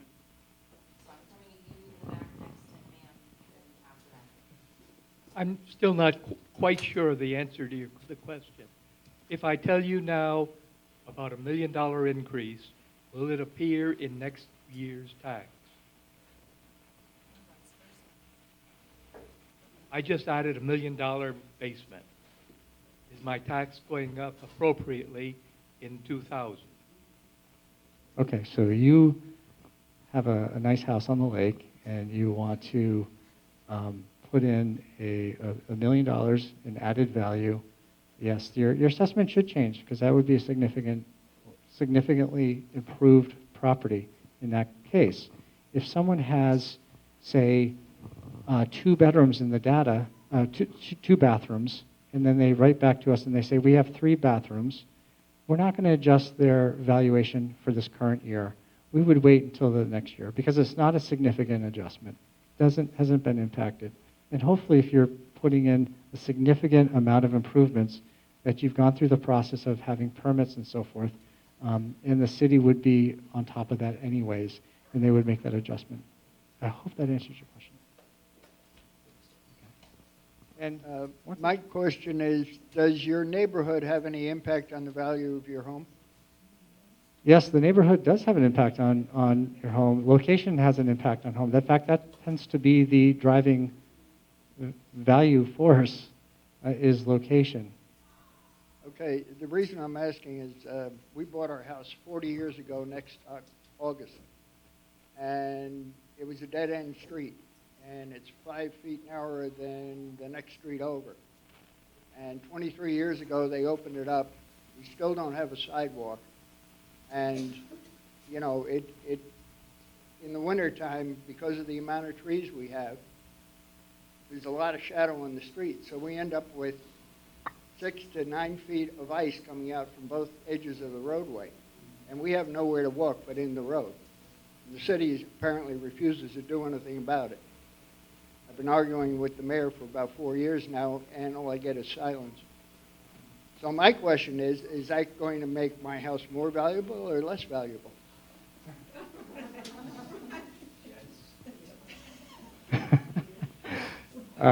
That is actually I'm a going to really wait for the good camera question. to come around and try to answer this quickly while I think.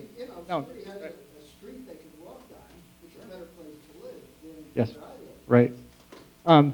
So typically, in obvious fashion, you have, the street has fewer amenities than street with nice walking and so forth.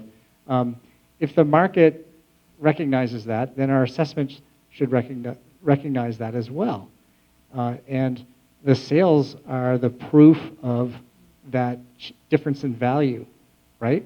So yes, that should be reflected. Sometimes it's hard to say, yes, in general sense, that's actually how it should work practically, right? But you also have to have sales. So in your particular case, will there be a few sales on that street without a sidewalk? And I'm sure there are sales with properties with sidewalks. And is there a difference in valuation? I know if you're right along North Avenue versus being off of North Avenue as a single-family residential home, there's definitely a difference in value. I've seen that. I've measured that. That's for sure. Just like if you are along the lake, and if you're on the other side, but near the lake, there's a difference in value. There's a huge difference in value. So hopefully we'll reflect that, but maybe what you can do is come down to the office and explain that so that we have some mental memory, because I got a lot going on, yes, let's measure that. Let's figure out if there should be some type of adjustment for that. That's a great question, especially, and you spoke to that some, and I want to get to this lady's question also, just what other, after the, I'll ask another question after, sorry. That's all right. Is it based on sales from what period to what period in the database? Basically, the appraisals are based on sales. So we have hired someone specifically to examine all of the sales from the past 3 years and all of the sales in the future up to, well, actually it won't be up to April 1st, 2021. It'll be up to January 2021. So that's their specific job, is to, we have MLS in our office, of course, and we have a lot of other data in our office, and we're trying to compile all that information. But we are looking at that market, and we're watching that market as market changes. It may level off over the next couple of years. It may dip. I hope it doesn't. But what we have seen is market appreciation. So the older sales would need an adjustment for market change, and we would have to recognize that before we calibrate our tables. There's a lot of tables, and we do a lot of calibrating.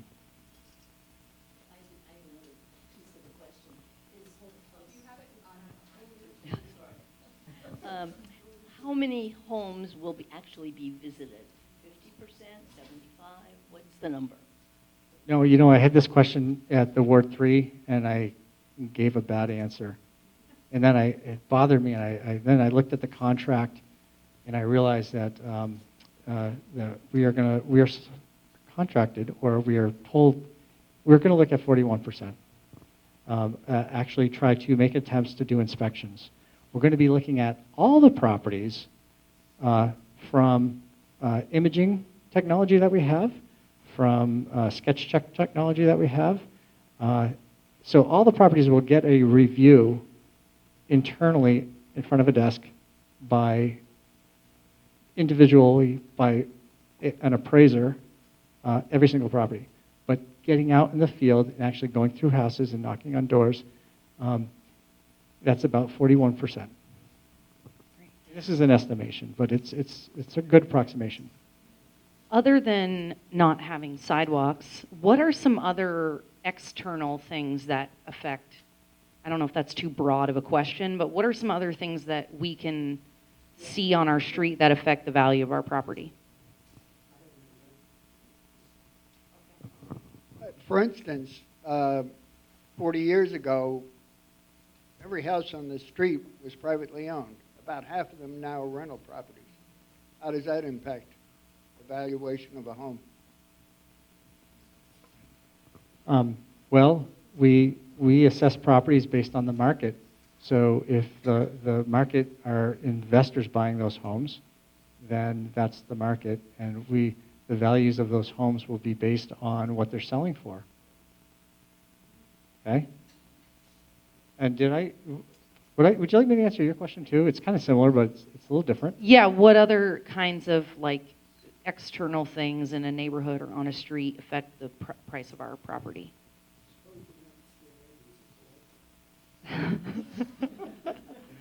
Let's not mention any names. No names tonight, okay?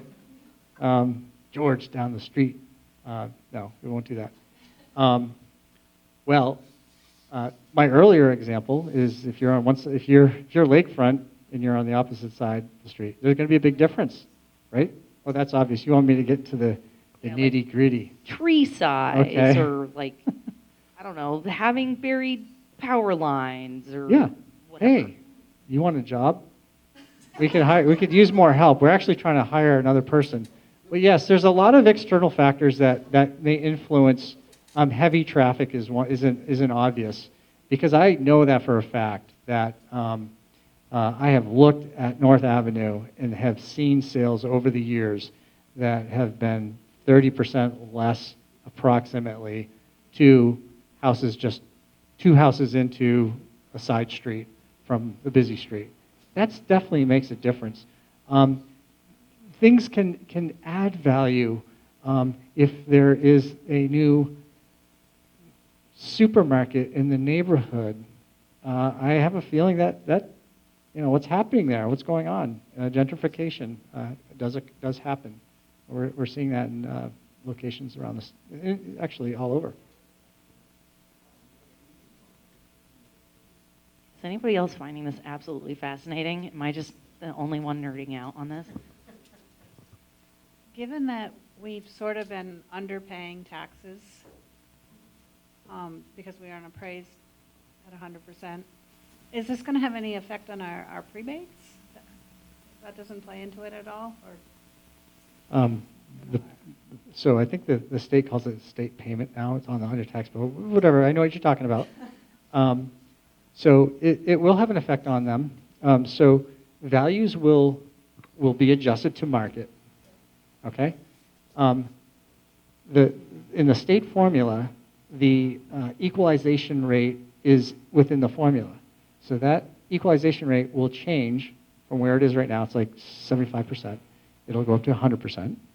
And that'll lower the state education tax rate. Regarding the income part of that gets an adjustment on a lot of tax bills, that adjustment will change as well. If you do your taxes and you file for homestead, I hope everyone does that. In Burlington, the homestead declaration rate is less than the non-homestead rate. That's not the case around the state. And it's a big mix around the state, which is odd. That wasn't the intent of that law. But in Burlington, if you declare your homestead with the state of Vermont, it's a lower, you'll pay less in education taxes. What is, why was it 13 years? Is that what you said? That we took to do a reappraisal? And what should it have been? And why did we have to wait for the state to require us to do it? I don't know why. Some things are out of my control, right? Actually, I would like to move to a system where property values are adjusted every year. There's states that do that, and every year you monitor the market and you make adjustments. We're not set up for that system, but hopefully down the road we'll get to that type of system. Some states, it's just our state laws. It's based on statistical analysis, and if we're not meeting state statistical equity and measures, we are mandated. Other states, it's just every 5 years, every 10 years. I kind of like it based on stats more than just every certain amount of years, but I would also like to switch to a system where we're adjusting property values every year.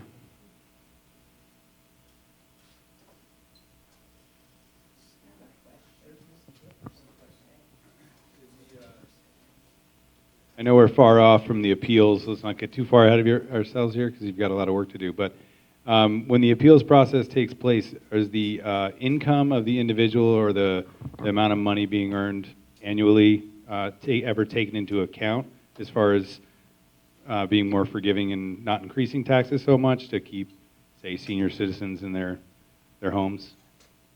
This is an example.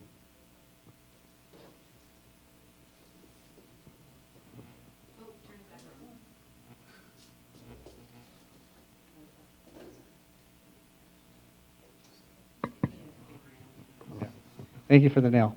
Appreciate that. So your question regarding senior citizens and yep. So Vermont first bases property taxes on value. That's the way it's been done, and that's the way it's done around the country, and actually in Canada and Europe as well. And they use very similar measures. And then, what was it, 15, 20 years ago now? It's been a while now, that the state decided to shift partially for residents based on income, and it phases out depending on how much money you're making. So there is an income base adjustment for that, and that's in place. That's what makes it easier, the burden easier, right? There is no adjustment for age. As I know, there is disabled veterans adjustment. So there are programs. Mostly, if you live in a property, make sure you declare your homestead. That'll save you some money in education taxes.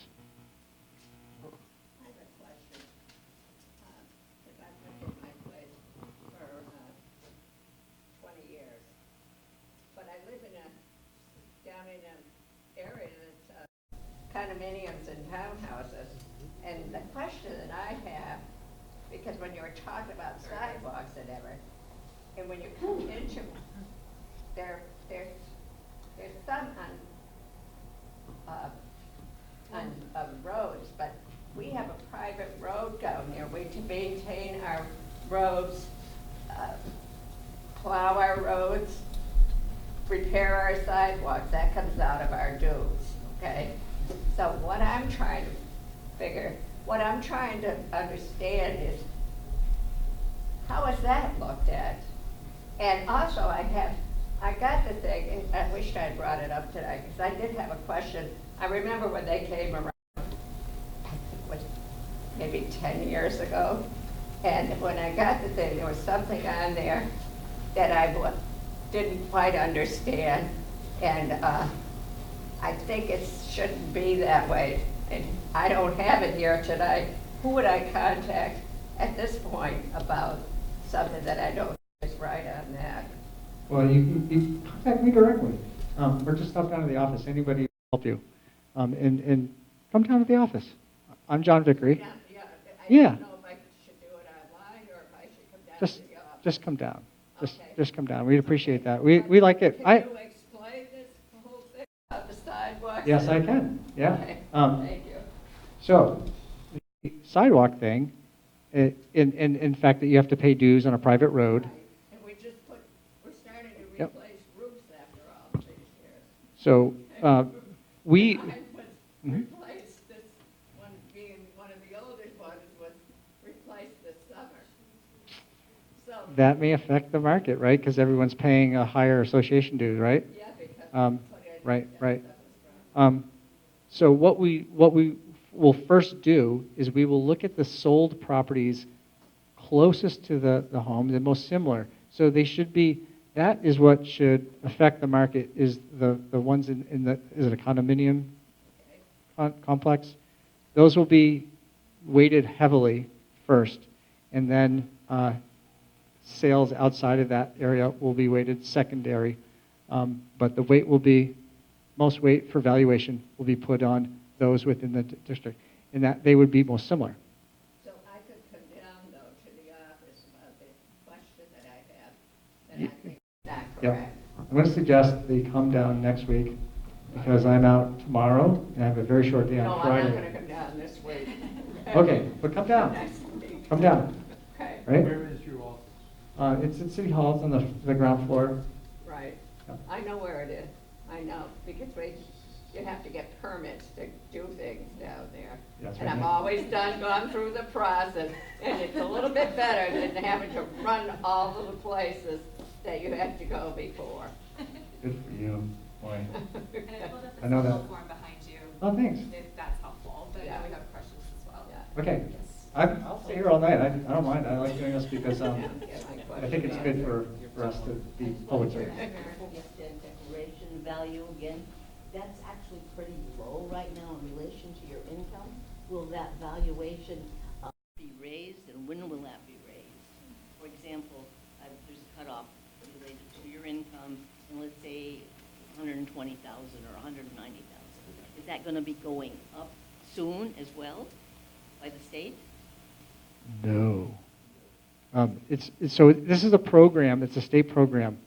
It's out of my jurisdiction, and it's out of the city's jurisdiction. It's a state program. Although we do the work on it. So what happens is you declare your homestead, you file for your taxes. The state collects that information, and then we receive that information electronically, and then that applies to your property. We receive these downloads once a week, and there's a couple times a year where it just takes over because it's quite a big download, thousands of everyone declaring. So we have to go through all of that information to make sure that someone from New Jersey is not filing under your name or something like, so we just do this review, and we make sure that they're applied, and then that goes to your tax bill. So we do somewhat of the administration of it. We find errors, we send them back, we ask the state for corrections, but it is a state program. Yes, you in the Sorry, back. John, I just want to follow up my previous question. You had said that, or maybe you just answered it, you said the income portion of, that's a state program. Would there, if there was a credit for senior citizens, if that was put into place, would that be could it be put into place at the Burlington level, or would it have to be at a state level? How would we go about looking into that?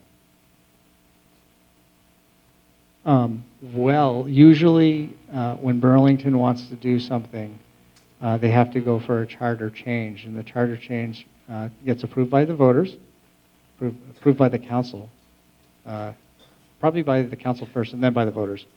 Then it moves to the state legislature for approval. And that's the same way for any town outside of Burlington. If they have a charter, they can set up their own laws and their own rules, and it goes through that process, ultimately being accepted by the state legislature. Is that it? No more questions? Come on. Someone. Jeez. Oh, yeah. Thank you. This is, wow, good service. We I'm keep gonna it high point- class here Hey, in Ward 7 and Ward 4. That's what we do. I've done presentations before, and I love having a pointer, but I lost my pointer. So this top button, we thought it was important, so we put that on the top, which leads you to this page. And this gives information about the residential data mailer explanation. And then we're going to pick on all the investors and commercial folks, and they're going to fill out a form for us because that's how we value commercial properties, by understanding the cash flow of properties. But there's tons of other data that we put out. And I encourage people to look at what we have. You can scroll down. Can we do that? Yep. There's a timeline. Scroll down again, nice and slow. Thank you. Residential property owners. Keep going. Commercial property owners. A little bit of information from this just came up a couple weeks ago. How will the reappraisal impact property owners? My example that I gave earlier, 38 million, which is really 1/100th of 3.8 billion. That's an example of the tax rate changing, raising the same amount of revenue. That's technically how it's supposed to be. We talk a little bit about the company. We've hired Tyler Technologies. So, hey, I saw a yawn in the audience. So that's it. And thanks for having me. I'll stay here longer if you want. I don't mind. All right, last but thank you. chance. Last chance, people. Get in your questions. People on Facebook?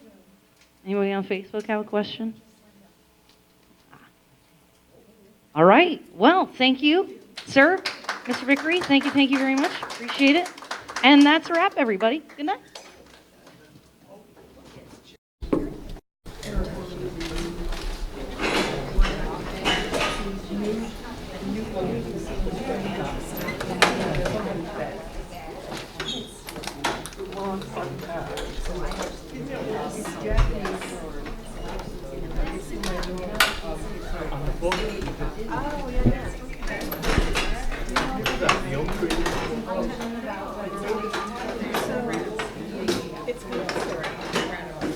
It has this big back.